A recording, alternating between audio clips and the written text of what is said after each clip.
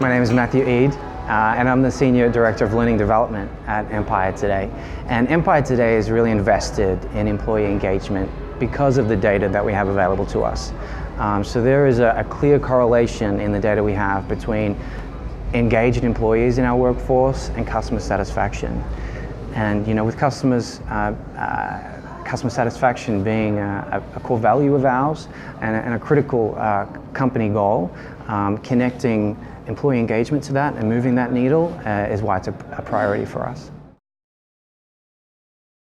Well, I think every organization is different, but I can speak from my experience at Empire Today, and it really came down to having strong data to support the business case for engagement.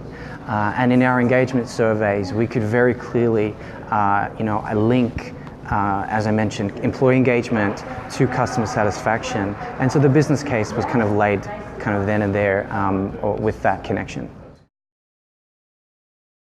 Absolutely. Unfortunately and fortunately for us, is we've gone through some dark times with employee engagement, and we've seen a direct correlation through those times with a lowering of customer satisfaction. And so we can see those trends side by side, and so we can learn from those mistakes that we've made in the past by not investing in our people, not living up to our values every day, and how that is connected to our bottom line.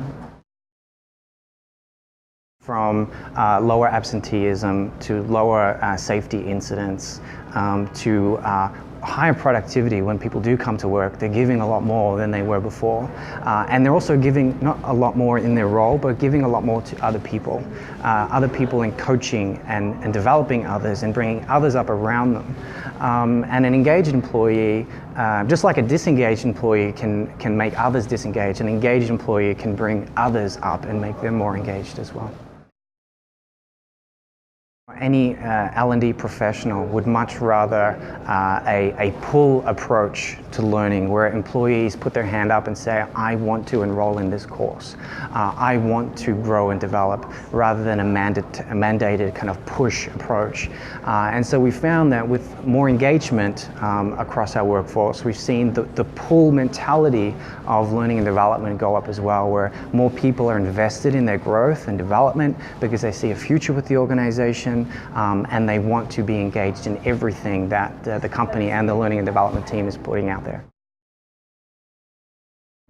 Look, I think right now at this point in time, the biggest issue is an economy.